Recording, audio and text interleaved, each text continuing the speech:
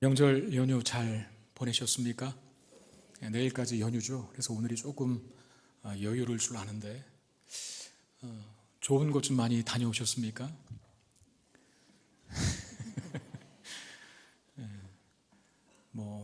아무리 좋은 곳이 있어도 그리스도인들은 예배의 자리가 가장 좋은 곳인 줄 믿습니다. 아멘을 조금 더 크게 해주셔야 돼요. 맛있는 거 많이 드셨나요? 네. 아무리 맛있는 음식이 있어도 이 예배의 자리에서 우리 영혼의 양식인 말씀의 양식을 먹는 것보다 더 맛있는 건 없는 줄 믿으시길 바랍니다. 그렇죠. 좋은 분들 좀 많이 만나셨습니까? 반가운 언글들, 친족들, 이웃들 많이 보셨을 줄로 아는데, 이 거룩한 주님의 날에 주회전에 모여서 예수 그리스도의 보혈로 맺어진 형제 자매 주 안에서 하나 된 우리 지치들을 보는 것보다 더 반가운 것은 없는 줄 압니다. 우리 그런 의미에서 옆에 분하고 한번 인사할까요? 만나서 반갑습니다. 인사하겠습니다.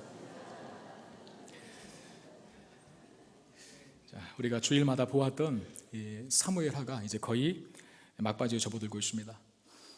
사무엘하는 총 24장으로 구성이 되어 있거든요. 우리가 사무엘상 또 이어서 사무엘하를 쭉 봐왔는데 이제 그것도 거의 끝나가요. 사실 사무엘상하 이런 것들은 또 장절 있지 않습니까? 그건 후대 학자들이 붙인 거예요. 성경 그냥 한 권으로 기록되어 있죠. 사무엘상이다 하다 또는 몇 장 몇 절이다라고 붙인 것들은 후대 학자들이 보기 편하도록 그리고 찾기 편하도록 하기 위해서 이렇게 달아놓은 것입니다. 사무엘하 또 사무엘상도 마찬가지지만 이 사무엘서는 여러분 역사서에 속한다 그래서 그 어떤 사건들 어떤 내용들이 성경에 기록되어 있을 때 그것이 시간적인 순서로 기록이 되어 있었어요. 그러니까 보통 연대기적인 배열이라 이렇게 하지 않습니까? 근데 이 사건 다음에 이 사건이 나오겠구나. 또 이 사건 다음에 저 사건이 예견되는 그런 시간적 순서를 따라서 대부분의 내용들이 그렇게 기록이 되어 있습니다. 그런데 오늘 우리가 보는 이 사무엘하 21장부터 마지막 끝인 24장까지는 시간적인 순서에 따라서 배열된 내용이 아니에요. 정확하게 어떤 시기와 어떤 시간 속에서 그런 사건들, 이런 내용들이 기록되는지는 모릅니다. 그럼에도 불구하고 우리가 하나의 큰 틀을 예측하고 오늘 본문은 대할 수는 있겠죠. 뭐냐 하면 성경 저자가 왜 의도적으로 이 사무엘하 끝자락쯤에 이 1장부터 24장까지 시간적 순서가 아닌 어떤 특정한 사건을 배치하여 기록했는가 하는 것, 특별한 메시지를 던져주겠다는 의미죠. 그러니까 다윗의 시대가 다 저물고 이제 끝나고 나서 독자들에게 그 1차 청중은 이스라엘 백성들 아니겠습니까? 이스라엘 백성들이 이 사무엘서를 보면서 마지막 결론부에서 받게 될 특별한 메시지를 전하고 싶었던 것이죠. 그런 의도가 있는 거예요. 우리가 지난주일에 보았던 본문은 21장 1절부터 14절까지였지 않습니까? 그 1절에 21장 1절에 다윗의 시대라고 그렇게 시작했었습니다. 제가 설명드렸죠. 거기에서 시작된 이 다윗의 시대라고 하는 말은 다윗이 가장 잘 나갔던 시대라고. 보통 이제 나이 드신 분들이 더 이해하기가 쉬울 텐데 저 때가 내 인생의 참 전성기였는데 내가 그때 참 잘 나갔는데 그런 말씀들 하시지 않습니까? 지금 이 21장 1절에 다윗의 시대라고 하는 말은 다윗의 황금기예요. 승승장구하고 어디로 가든지 이기게 하시는 그 하나님의 승리를 경험한, 그래서 가장 높은 곳에 있었던 다윗, 그 시대를 말합니다. 근데 그 시대에 뭐가 임했다고요? 3년 기근, 비가 내리지 않는. 여러분, 이스라엘 백성들에게 임하는 기근은 단지 비가 내리지 않는다라고 하는 말이 아닙니다. 왜 이렇게 비가 안 오지? 어떤 자연적 현상으로만 생각해서는 안 돼요. 구약의 이스라엘 백성들은 비가 내리지 않는 그 기근과 그 가뭄을 하나의 하나님의 재앙과 진노의 표현으로 이해했어요. 왜 비가 안 올까? 왜 은혜의 단비가 내리지 않지? 라고 하는 이 한계 때문에, 이 문제 때문에 다윗이 어떻게 합니까? 하나님 앞에 꿇어 엎드립니다. 여러분 생각해 보십시오. 다윗의 시대, 즉 가장 높은 시대에 있었던 가장 황금기를 구가한 다윗이, 어쩌면 교만해질 수도 있는 다윗이 3년 기근 때문에 하나님 앞에 무릎을 꿇어요. 뭘 뜻합니까? 하나님, 내가 왕이라 할지라도 이 땅의 모든 것들을 다 누리고 있을지라도 나와 내가 통치하는 이스라엘 백성들은 하나님의 은혜와 자비와 긍휼 없이는 살아갈 수 없는 존재들입니다 라고 하는 깨달음이 다시 있었겠죠. 그리고 나서 사울 가문에게 은혜를 베풉니다. 네. 사울과 요나단의 뼈를 이장해주고 사울의 죄 때문에 죽은 그 가문의 7 아들들을 장례를 치러줍니다. 사실 그것은 쉬운 일이 아닙니다. 인간 이상의 자비와 은혜를 원수의 후손들에게 베푼 거예요. 어떻게 보면 사람이 사람 이상의 어떤 은혜와 자비와 긍휼 이런 것들을 베풀 때에는 그 이유는 한 가지입니다. 하나님의 긍휼과 자비와 은혜를 받았기 때문에 그 일을 할 수 있는 거예요. 일반적인 도덕성, 윤리성에 근거해서는 그런 행동이 나오지 못합니다. 그러므로 다윗이 사울 가문을 선대하고 은혜를 베풀었던 것은 신앙 고백적인 표현이라 그랬어요. 어떤 신앙 고백? 하나님, 저도 하나님의 은혜와 자비와 긍휼 없이는 살아갈 수 없습니다 라고 하는 신앙 고백적 행동이 바로 사울 가문에게 은혜를 베푼 행동이었다는 것입니다. 뭘 가져도 어떤 높은 자리에 앉아 있어도 번영의 시대를 구가하는 왕이라 할지라도 하나님의 은혜와 자비가 필요함을 인정하고 있는 것, 그게 우리가 지난주에 보았던 본문의 내용입니다. 이제 오늘 보는 본문은 전혀 다른 사건이 기록되고 있는 거거든요. 블레셋이 이스라엘을 공격하는 전쟁에 관한 기사입니다. 이 전쟁 기사가 언제적 일인지는 정확히 알 수 없어요. 그러나 분명한 것은 다윗이 나이를 많이 먹었을 때, 즉 다윗의 노년기 때 일어났던 일임이 분명합니다. 다윗이 그의 부하들과 함께 전쟁에 참전을 하는데, 근데 그는 피곤함 때문에 이스비브노비라고 하는 이 블레셋 거인 장수에게 목숨을 빼앗길 위기를 맞게 돼요. 그게 15절 말씀인데, 블레셋 사람이 다시 이스라엘을 치거늘 다윗이 그의 부하들과 함께 내려가서 블레셋 사람과 싸우더니 다윗이 피곤함에라고 되어 있습니다. 피곤하다라고 하는 말 그대로 피곤하다는 거예요. 약해져 있다 또는 기력이 다하다 그런 뜻이거든요. 다윗이 피곤해진 이유, 약해지고 기력이 다한 이유는 그 15절 자세히 보시면 블레셋 사람이 다시 이스라엘을 치거늘, 다시라고 하는 말을 통해서 알 수 있듯이 여러 번 반복된 전쟁으로 인한 피곤함일 수 있어요. 그러나 분명한 또 한 가지 이유는 다윗의 연로함 때문이었다는 겁니다. 나이를 먹었다는 것이죠. 힘에 부친다는 것이죠.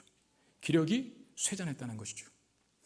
여러분, 나이를 먹으면 힘들어지는 것, 어떤 일에 대해서 실력과 그 열정과 그런 정력을 잃어버리는 것이 당연해요.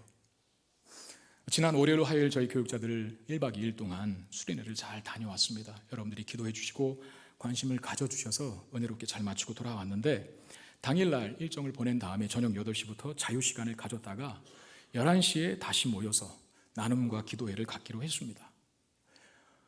다른 모든 교육자들이 다 자유시간을 갖고 있는 동안에 저는 오래 못 버티고 방으로 들어가 그만 잠이 들고 말았습니다. 10시 50분 너무 피곤하더라고요. 요새는 정말 10시를 넘기기가 쉽지는 않아요. 10시 50분에 알람을 맞춰놓고 알람이 울려서 깼습니다. 마음에 막 갈등이 생기기 시작하는 거예요. 그냥 내일 하자 그럴까? 오늘은 그냥 푹 쉬고 내일 아침에 맑은 정신으로 우리 나눔과 기도회를 합시다 라는 생각이 굴뚝같이 들었는데, 그래도 한 번 내뱉은 말이니 한 번 내뱉은 말이니 지켜야겠다라고 하면서 정신을 차리고 11시에 정해진 숙소 장소에 모여서 나눔을 갖고 기도를 마쳤어요. 그랬더니 1시 반이 넘은 시간이었습니다. 새벽 1시 반. 그 시간에도 끝나고 나도 여전히 우리 남자 교육자들은 계속 또 뭘 사다가 먹기도 하고 또 뭐 서로 얘기하고 그러다가 늦게 잠자리에 다 드셨다는 그런 얘기를 들었습니다. 더 놀라운 것은 우리 여전사님들, 저보다 연배가 높으신 분이 2분이나 계시거든요. 그럼에도 불구하고 새벽 4시가 다 되어서 주무셨답니다. 우리끼리 하는 말로 수다의 힘이겠죠. 그러나 거룩한 말로는 은혜의 나눔을 가졌던 것입니다. 은혜의 나눔. 그래서 시간 가는 줄 모르고 새벽 4시까지 이야기꽃을 피우시다가 그렇게 늦게 주무셨대요. 여러분, 저는 어땠을까요? 1시 반에 나눔과 기도를 끝내고 들어가자마자 골아 떨어졌습니다. 제가 올해로 꺾어지는 40대입니다. 나이는 못 속이는 것 같아요. 그래도 제가 30대 초반, 중반, 후반 때까지도 날밤을 새도 그 다음날 까딱 없었는데 지금은 조금 힘에 부쳐요. 가끔씩 저희 집사람과 뭐 휴일이 되면 뭐 어디를 갔다가 뭐 하고 오자라고 아주 기대에 들뜬 마음으로 거창하게 계획을 세웁니다. 근데 막상 당일이 되어서 움직이기 시작하면 점심때쯤 지나면 피곤이 갑자기 몰려와서 영화를 보러 가다가도 그냥 우리 들어가자, 그냥 집으로 가자, 그리고 들어간 적이 한두 번이 아니에요. 그러니까 여러분 제 이 말 이해하시겠죠? 그 전날의 계획은 막 세웁니다. 들뜬 마음으로 이것도 했으면 좋겠고 저것도 해서 시간을 보냈으면 좋겠다, 저기도 한번 가볼까? 라고 계획을 세우지만 막상 이렇게 저렇게 움직이면 왠지 모를 이 갑작스러운 피곤함이 급하게 몰려와서 아무것도 하기 싫고 빨리 그냥 집으로 들어가고 싶은, 저희 아내한테는 굉장히 미안하죠. 그럼에도 불구하고 감사한 건 저희 아내도 과격하게 동의를 한다는 거예요. 그래, 빨리 들어가자고, 나도 그렇게 생각해 라고 하면서. 여러분 아시죠? 저희 집사람이 저보다 훨씬 연배가 높다는 사실을. 다윗도 마찬가지입니다. 블레셋의 공격이 그칠 줄 몰라요. 게다가 그는 노년기예요. 한 번도 힘에 붙인 전쟁이 다시 시작되고 있어요. 그 얼마나 힘들겠어요. 분명한 건 다윗은 지금 약해져 있다는 거예요.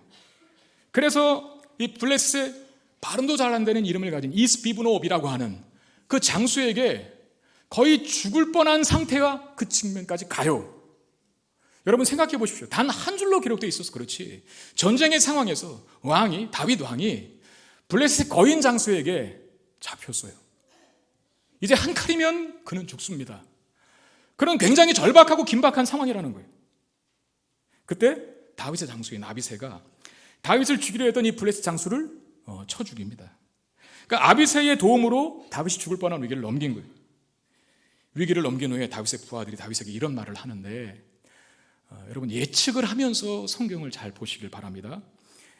이스비므이라고 하는 블레셋 거인 장수에게 죽을 뻔한 다윗을 그의 부하들이 구원해 준 다음에 다윗에게 하는 말이 뭘까?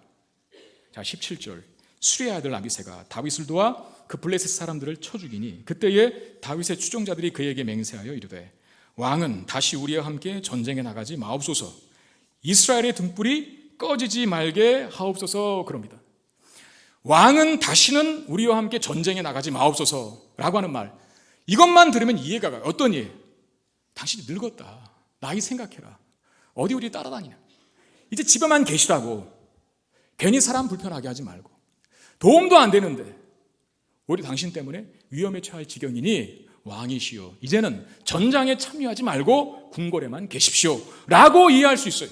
그런데 그 다음 말 때문에 이 말이 그 말이 아니라는 걸 알게 됩니다. 부하들이 뭐라고 해요? 당신이 이스라엘의 등불이기 때문입니다. 그 등불이 꺼지지 않게 해주십시오. 여러분 부하들의 이 말, 당신은 이스라엘의 등불입니다 라고 하는 이 말과 지금 다윗의 상태가 대조되고 있어요. 다윗은 지금 약해져 있습니다. 기력이 다했습니다. 늙었습니다. 지쳤습니다. 그러나 그의 부하들은 다윗에게 이스라엘의 등불이라 라고 그렇게 말합니다. 그러니까 지금 약하고 무능하고 또 늙어서 나이 많이 먹어서 정말 연약하고 초라해 보이지만 부하들의 입에서 다윗을 향하여 당신은 이스라엘의 등불이기 때문에 꺼지면 절대로 안 됩니다 라고 하면서 존귀 여김받고 있는 다윗의 모습 보게 됩니다. 여러분 세상은 그렇잖아요. 늙고 병들고 힘없으면 소외시킵니다. 무시합니다. 저기 찌그러져 있으라고 말합니다. 이게 여러분 단지 어떤 직장이라든지 믿지 않는, 나와 잘 모르는, 관계가 없는 사람들에게만 얘기가 아니에요. 때로 우리 부모들도 늙고 병들고 돈 없으면 자식들이 무시해요. 그러면 안 되는데 그러는 가정들이 많아요. 그게 세상이에요. 지금 다윗이 그런 위치에 있거든요. 그는 늙었습니다. 기력과 실력이 예전 같지가 않습니다. 블레셋과의 싸움에 힘겨워하고 있어요. 죽을 뻔한 위기도 맞습니다. 그럼에도 그는 이스라엘 안에 등불로 여겨지고 있습니다. 저는 이 말씀을 묵상하면서 하나님 앞에 그런 소원을 가져봐요. 하나님, 저도 나이가 먹든 늙든 항상 등불처럼 꼭 필요한 존재, 어디 가서도 선한 영향력을 끼치는 하나님의 사람, 하나님의 종이 되게 하시옵소서. 이렇게 기도합니다. 여러분들의 소원이 되기를 바랍니다. 나이를 먹어도 좋은 영향력을 끼치는 인생이 되어야 돼요. 우리의 자녀들이 많은 사람들에게 등불처럼 존귀하게 여김받기를 바랍니다. 점점 더 좋은 영향력을 흘려보내는 사람. 여러분, 음식점도 그렇잖아요. 그 처음 맛이 중요하거든요. 그걸 계속해서 유지해 가야죠. 근데 그 맛을 점점점 잃어버리는 순간에 예견하셔야 돼요. 망한다는 사실을. 그 맛이 계속해서 유지되는 것, 이것도 중요하지만 만약에 더 좋은 맛이 나온다면 어떻겠습니까? 목회도 마찬가지죠. 계속해서 좋은 말씀, 계속해서 좋은 목회, 계속해서 더 깊은 경건을 유지하는 목회자. 시간이 지나고 보면 볼수록 뭔가 다르다, 새로운 물이 끊임없이 나온다라고 하는 목회자가 돼야 되는데, 오늘 다윗의 같은 모습 보면서 그런 목회자, 또 그런 설교하는 그런 경건의 깊이를 가진 목회자가 되기를 소망히 봅니다. 근데 그렇게 될 수 있는 비결이 있어요. 시편 92편 12절 15절에 이런 말씀이 있습니다. 의인은 종려나무같이 번성하며 레바논의 백향목같이 성장하리로다. 이는 여호와의 집에 심겼으며 우리 하나님의 뜰 안에서 번성하리로다. 그는 늙어도 여전히 결실하며 진액이 풍족하고 빛이 청청하니 여호와의 정직하심과 나의 바위 되심과 그에게는 불의가 없음이 선포되리로다. 어떻게 우리가 나이를 먹고 늙어도 여전히 결실하는 인생, 빛이 청정한 인생, 진액이 마르지 않은 인생이 될 수 있을까요? 여호와의 집에 심기면 됩니다. 여호와의 집에 심긴다는 건 뭡니까? 항상 하나님의 은혜와 말씀의 양분을 먹고 이렇게 존재할 때, 그때 늘 어디 있든지 무엇을 하든지 좋은 선한 영향력을 미치는 사람으로 존재할 수 있다는 것을 말하죠. 저는 새벽 기도를 끝나면 제 목양실에 올라갔다가 아침 시간이 되면 집으로 갑니다. 아침 식사를 해야 되기 때문에. 집에 도착하면 한 7시 40분에서 7시 50분 정도가 돼요. 그 시간에 딱 TV를 틉니다. KBS 1을 트는데 보통 9번이죠, 채널 번호로는. 그 시간에 거기서 뭐 하는지 아세요? 여러분들은 늘 말씀과 기도에만 창념하시고 TV는 저 같은 사람만 보니까 제가 말씀드릴게요. 인간극장이 합니다. 인간극장. 인간극장 아세요? 아세요? 되게 오래된 장수 프로예요. 사람 사는 일상들을 이렇게 월화 수목 금 5부작으로 해서 매주 소재가 바뀌거든요. 그게 요새는 재밌어요. 때로는 목가적인 환경 속에서 귀농한 사람들이 이렇게 어떤 자연의 여유로움을 누리면서 살아가는 모습들, 여러 가지 이제 삶의 그 사람 사는 냄새가 나는 그런 프로를 방영하는 시간대. 그게 제가 새벽 기도를 마치고 집에 들어가면 TV에서 하는 프로가 그거거든요. 근데 가끔씩 그 인간극장도 어떤 시리즈물이 있습니다. 그러니까 큰 주제를 하나 정해요. 예를 들면 세상에 좋은 영향력을 끼치는 사람들이라고 하는 주제 속에서 여러 가지 삶의 내용을 다룬 그런 소재들로 방영을 하죠. 또 어떨 때에는 이웃과 함께하는 공동체나 가정 이렇게 해놓고 그 주제에 맞는 삶을 살아가고 있는 또 다른 누군가를 찾아서 또 카메라에 담아서 방영하는 그런 내용을 다룰 때가 있습니다. 제가 몇 주 전에 보았던 내용 중에 하나가 어떤 의사를 다룬 내용인데, 그 의사 선생님이 굉장하더라고요. 왜냐하면 고려대학교 의과대학을 졸업하고 그냥 거기 가만히 있으면 교수가 되는 자리였습니다. 의과대학 교수. 근데 그거 다 내려놓고 오지로 떠나요. 몽골로 가난한 사람들을 치료하는 의료 선교사로 살아가는 겁니다. 저는 그런 걸 보면 버릇이 하나 생겼어요. 항상 뒷조사를 해요. 저 사람이 저런 가치관을 그냥 가질 리 없는데, 영락없이, 물론 다 그런 건 아니지만 영락없이 그는 예수를 믿는 사람이에요. 최근에는 젊은 부부인데 큰애가 하나 있고 아들이, 그리고 중간짜리 아들이 또 하나 있고 또 어린 두 딸이 있어요. 넷이나 키워요. 얼마나 빨리 결혼했으면 저렇게 큰 아들이 있을까 싶었는데 아니, 입양한 거예요. 다. 그 남편은 성악을 전공한 음악가예요. 교회에서 음악을 가르치고 지휘도 합니다. 믿는 사람이었다는 것이죠.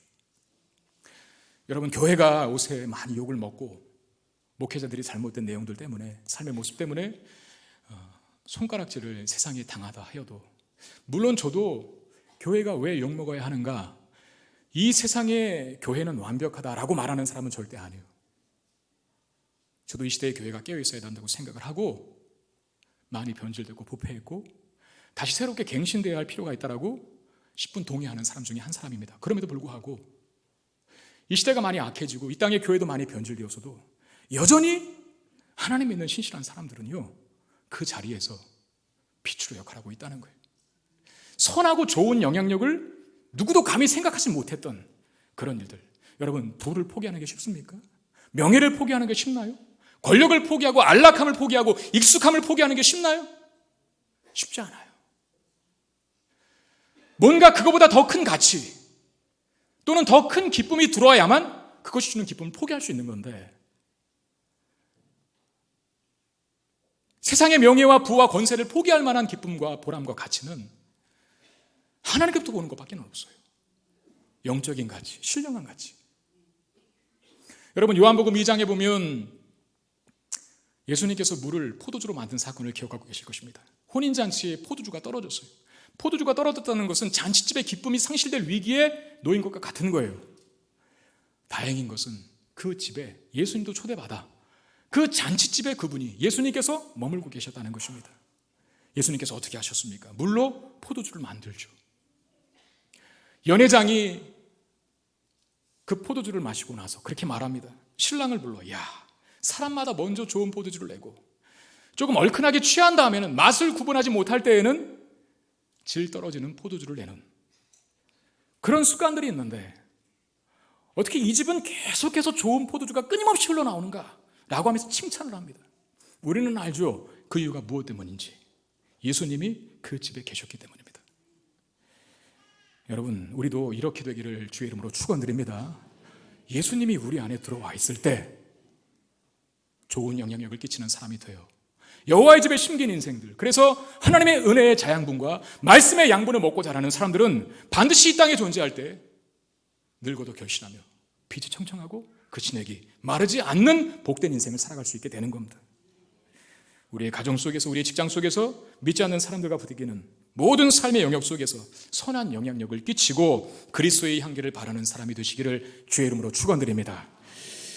오늘 본문 말씀에 피곤한 다윗이 이스라엘의 등불로 여겨졌다 그랬는데, 여러분, 이건 역설이잖아요. 다윗이 피곤했다라고 하는 것은 약해졌다, 기력이 다했다, 그런 뜻인데 어떻게 이스라엘의 등불입니까? 역설적 표기. 근데 이런 역설이 단지 다윗에게만 발견되는 것이 아닙니다. 오늘 본문 전체가 다 이와 같은 역설적인 논리가 그 저변에 깔려 있음을 보게 되는데, 오늘 본문에 등장하는 블레셋의 장수들을 한번 보십시오. 이름도 발음하기 어려운 장수들이 나일이 됩니다. 이스비보노를 시작으로 해서 거인족의 아들 삽, 골리앗의 아후 라음이, 그리고 이름은 밝혀지고 있지 않지만 손가락, 발가락이 하나씩 더 달려서 24개가 달린 장수가 등장을 합니다. 이게 여러분 장애를 가졌다는 말이 아니라 크다는 거예요. 그만큼. 제가 초등학교 때에도 여학생 하나가 이 엄지손가락 옆에 손가락이, 엄지손가락이 하나 더 난 친구가 있었어요. 그때 그 친구는 그게 굉장히 자기에게 핸디캡이었죠. 감추고 싶은 것들. 그때 당시에는 뭐 다 가난하게 살고 또 이것이 그렇게 발전되지 못했다 보니까 이걸 또 수술하는 것이 쉽지 않았던 것 같아요.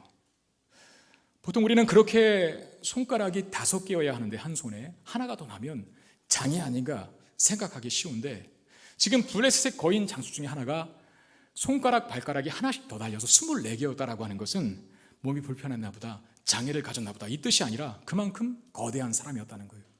지금 이 블레셋 장수들이 언급되고 있는데 공통점이 하나 있어요. 무엇입니까? 몸집이 크다는 거예요. 거인이라는 거예요.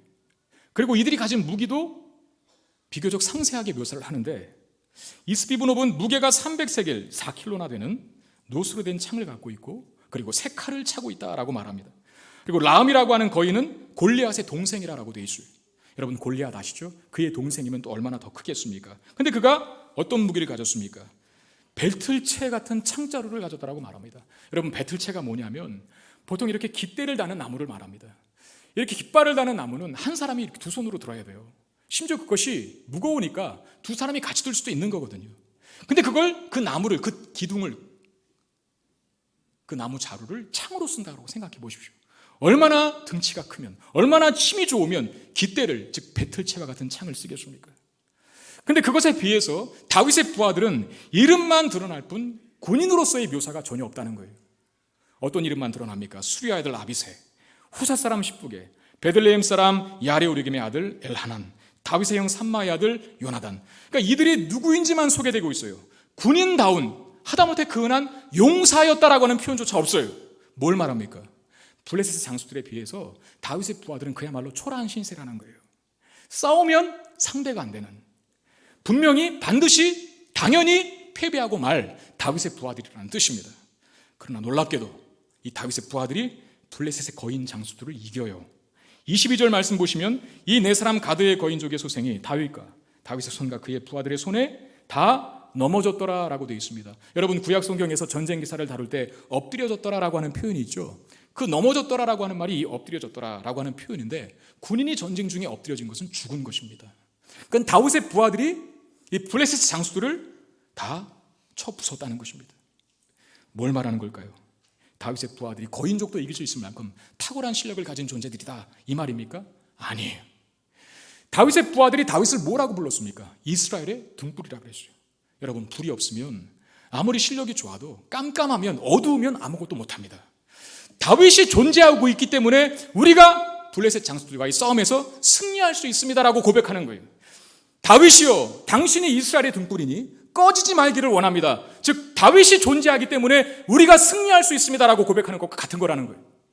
그럼 왜 다윗의 존재가 이스라엘의 승리 이유가 될까요? 간단하게 결론부터 말씀드리자면 하나님께서 다윗과 맺으신 언약 때문입니다. 어떤 언약입니까?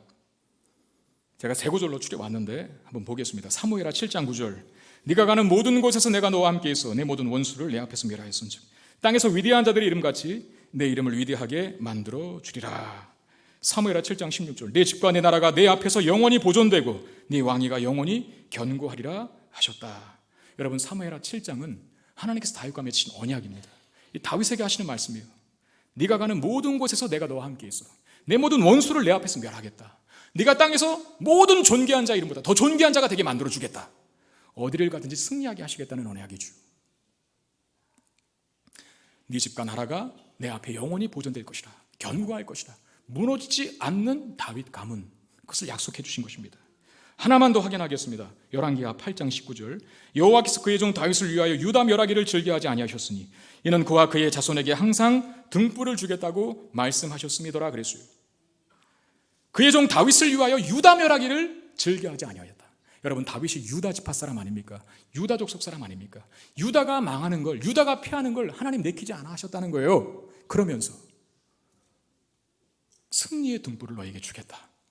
그러니까 이게 등불은 언약이지만 특별히 승리의 언약을 상징하는 것입니다.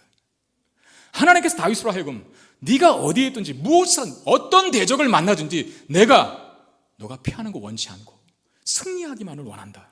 너는 나 때문에 존귀하게 되고 너의 모든 원수는 나 때문에 네가 이기게 될 것이고 내 집과 내 위가 내 왕위가 영원토록 무너지지 않는 견고한 왕위가 될 것이라.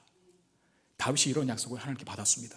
그러므로 다윗의 부하들이 거인 장수들과 탁월한 무기를 가진 이 블레셋 장수들과 싸워 이길 수 있는 이유는 그 근원에 다윗과 맺으신 하나님의 언약이 있기 때문에 그래요.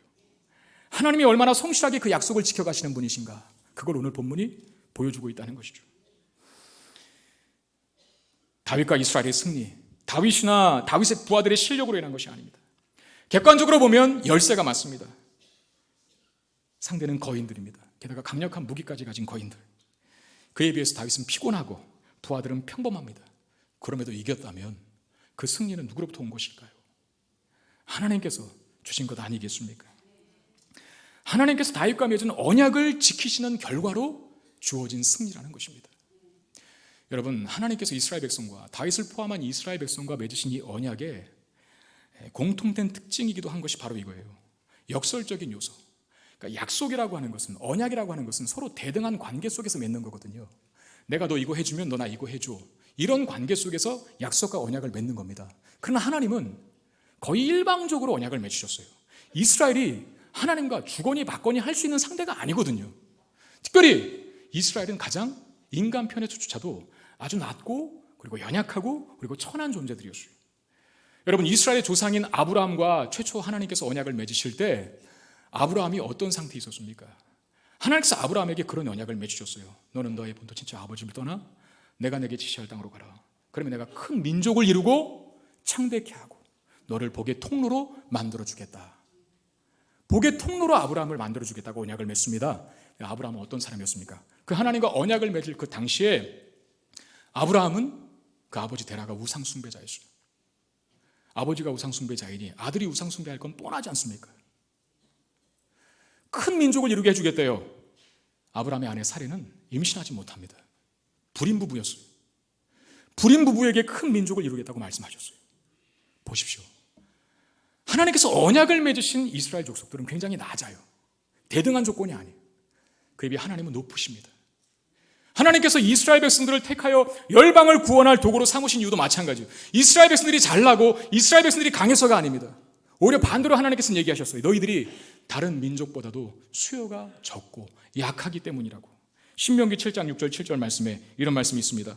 너는 여호와 내 하나님의 성민이라. 내 하나님 여호와께서 지상 만민 중에서 너를 자기의 기업으로 백성으로 택하셨나니 여호와께서 너희를 기뻐하시고 너희를 택하심은 너희가 다른 민족보다 수요가 많기 때문이 아니니라. 너희는 오히려 모든 민족 중에 가장 적으니라. 가장 적기 때문에 택함받은 족속 이스라엘 백성. 다윗도 마찬가지 아닙니까? 하나님께서 다윗을 기름 부어 세우실 때 그 이유가 뭡니까? 다윗은 목동이었습니다. 가장 천한 일을 했던 사람, 그리고 형제들 중에도 막내였습니다. 사무엘이 이세 아들의 기름을 부을 때 다반, 야, 참 잘 빠졌다, 미끈하다, 훤칠하다, 이 사람이라면 하나님께서 택하신 사람이 맞다라고 예상하고 기름을 부으려고 했지만 하나님은 그가 아니다, 그가 아니다, 그가 아니다라고 말해요. 아무도 없는 줄 알았는데 다윗이 있지 않습니까? 아버지에게서도 인정받지 못하는 아들, 형제들에게서조차 소외받는 다윗. 그런 다윗을 하나님께서 선택하시고 부르셔서 기름 부어 왕으로 세우십니다. 여러분, 이게 언약의 특징이라는 거예요. 우리는 약하지만 하나님은 강하시다는 거예요. 우리는 무지하지만 하나님이 지혜로우시다는 거예요. 우리는 무력하지만 하나님은 전능하시다는 거예요. 그게 언약을 맺은 당사자인 이스라엘 백성들이 꼭 알고 있어야 될 진리 중에 진리입니다. 이스라엘 왕은 힘으로, 권력으로, 군사력으로 이스라엘을 지키고 보호하는 것이 아닙니다. 내가 널 지켜줄 거고 내가 너로 하여금 원수들을 다 물리쳐 없앨 것이다 라고 하나님께서 약속을 맺으셨다면 이스라엘의 왕이 이스라엘을 지키기 위해서 해야 될 것은 자신과 언약을 맺은 그 하나님을 철저하게 믿고 신뢰하고 따라가는 것뿐이에요. 하나님과의 관계를 통해서 이스라엘을 다스리는 왕, 그게 바로 다윗이요 이스라엘 백성의 왕의 특징이라는 겁니다. 그래서 다윗은 이렇게 고백합니다. 사무엘하 22장 29절에 여호와여 주는 나의 등불이시니 여호와께서 나의 어두움을 밝히시리이다 그랬어요. 여호와는 나의 등불이다. 여러분, 다윗이 이스라엘의 등불일 수 있었던 이유는 여기 답이 나왔습니다. 하나님이 다윗의 등불 되어주셨기 때문에. 우리 그런 말 해요. 우리는 발광체가 아니라 반사체라고. 맞죠? 스스로 빛을 발할 수 있는 분은 유일하게 하나님밖에 없습니다. 근데 우리가 등불 될 수 있다면 그 이유는 단 하나, 하나님이 빛을 우리에게 비춰주셨기 때문에 그 빛이 반사되는 거예요. 하나님이 우리 안에 들어와 계시기 때문에 그 빛이 우리 가운데 나타나게 되는 거예요. 하나님이 지혜로우시고 하나님이 전능하시기 때문에 그 지혜와 그 능력이 우리 가운데 나타나게 되는 거예요. 그러므로 가장 중요한 것은, 언약 백성들이 가장 중요하게 생각해야 할 것은 하나님과 그들 자신과의 관계예요. 하나님이 그 안에 들어와야 합니다. 하나님 앞에서 늘 그 빛을 받아야만 합니다. 그래야 등불로서 역할할 수 있고, 그래야 어두운 곳을 빛으로 비출 수 있는 하나님의 사람들이 될 수 있다는 겁니다. 하나님과의 관계에 깨어있는 저와 여러분 되시기를 바랍니다. 세상 것에 민감해 있는 자가 아니라, 육적인 것에만 관심하고 있는 자가 아니라 하나님과의 관계, 영적인 것에 깨어있을 수 있는 저와 여러분들이 되시기를 주의 이름으로 축원드립니다. 오늘 본문에 블레셋이 출연했는데, 블레셋은 항상 이스라엘을 괴롭혔어요. 아주 강력한 족속들이죠. 전술이라든지 신장이라든지 무기라든지 어디 하나 이스라엘 백성들이 이길 수 있는 그런 조건들이 없어요. 아마 100번 싸우면 100번 다 질만할 그런 장수들이 즐비한 나라입니다. 그에 비해서 다윗은 피곤합니다. 그 부하들은 이름만 기록되어 있습니다. 블레셋의 장수들에 비하면 다윗의 부하들의 실력이 턱없이 모자라요. 그럼에도 불구하고 다윗의 부하들이 블레셋 장수들을 이깁니다. 부하들은 승리의 비결을 그렇게 말했죠. 다윗이여, 당신이 우리의 등불이기 때문에 당신이 존재하여야 우리가 계속 승리할 수 있습니다 라고 부하들이 다윗에게 말했습니다. 그런 부하들의 말에 다윗은 그렇게 말하는 거예요. 나의 등불은 여호와 하나님이시라.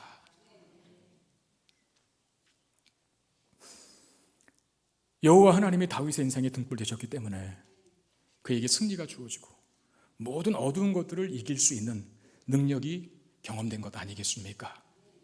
여러분, 우리 인생에 수많은 전쟁들이 있습니다. 우리가 누리게 될 승리의 관건, 그 비결은 뭘까요? 여러분, 그리스도인들은 패배자들이 아닙니다. 사실 우리가 신앙생활하면서 누려야 될 것은 기쁨이거든요. 승리의 기쁨. 우린 그게 주가 돼야 돼요.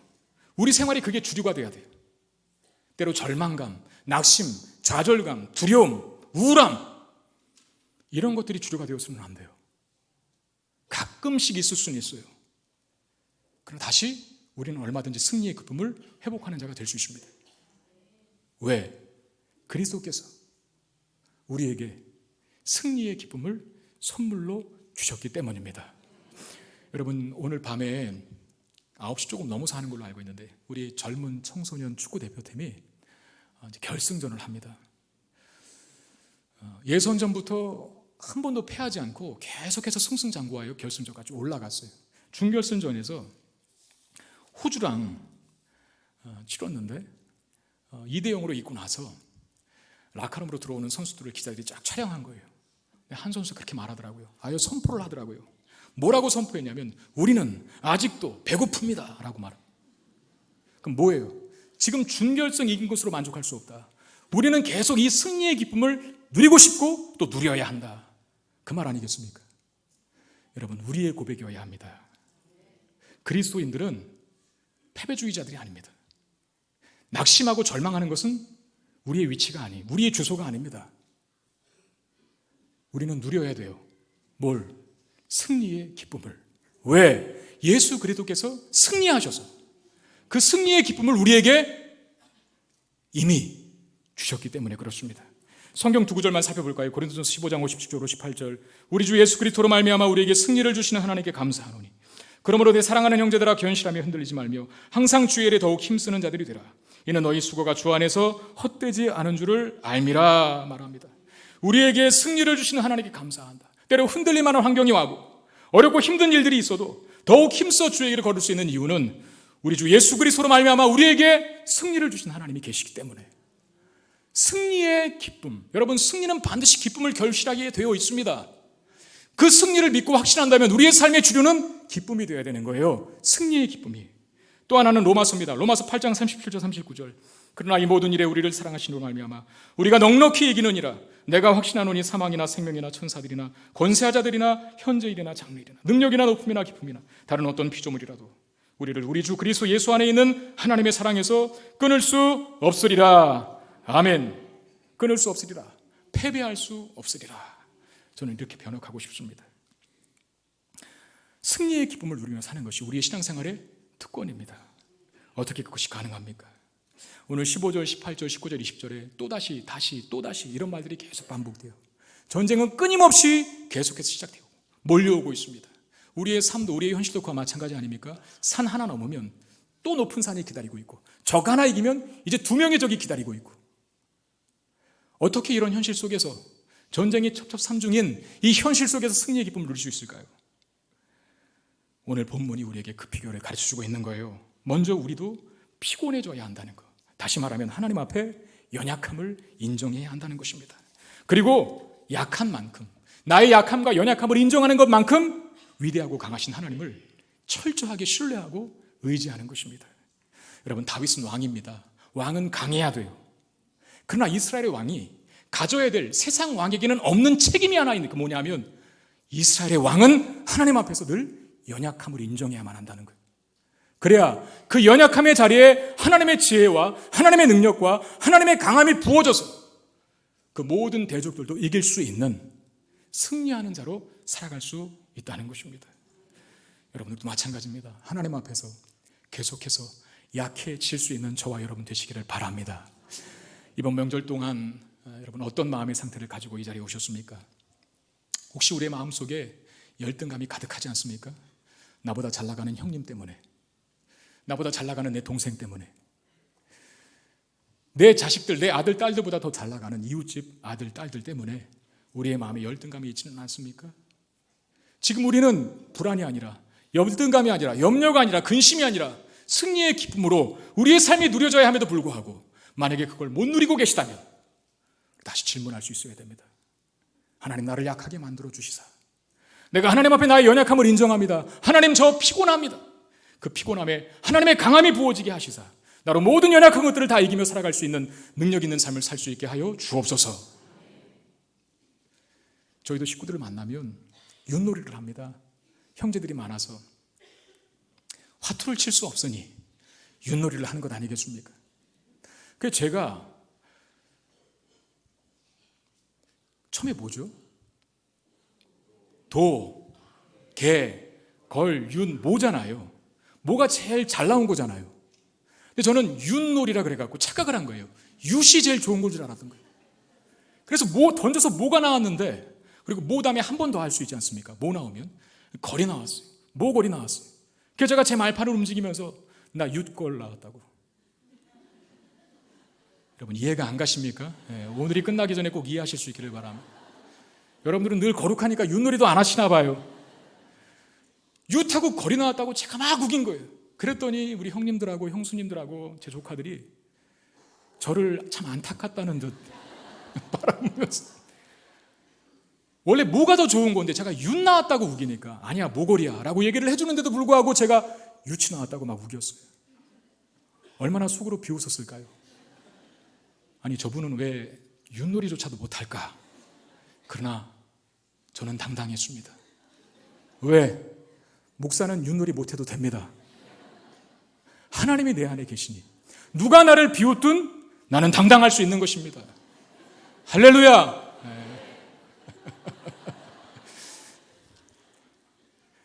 사소한 것에 열등감 갖지 말라는 거예요. 윷놀이도 무섭대요. 그 다음날 점심 내기를 했거든요. 그러니까 눈에 다들 쌍심지를 키고 뭐 형제고 뭐 가족이고 없어요. 이겨먹기 위해서 안달을. 저는 여유가 있었어요. 내가 점심값을 내도 되니, 나는 여러분들과 차원이 다른 삶을 살고 있으니. 그래도 또 열심히 던졌죠. 주여 한번 외치고. 여러분, 약한 것도 자랑할 수 있는 것이 우리들입니다. 세상 사람들은 약한 거 숨기잖아요. 자기의 단점 가리잖아요.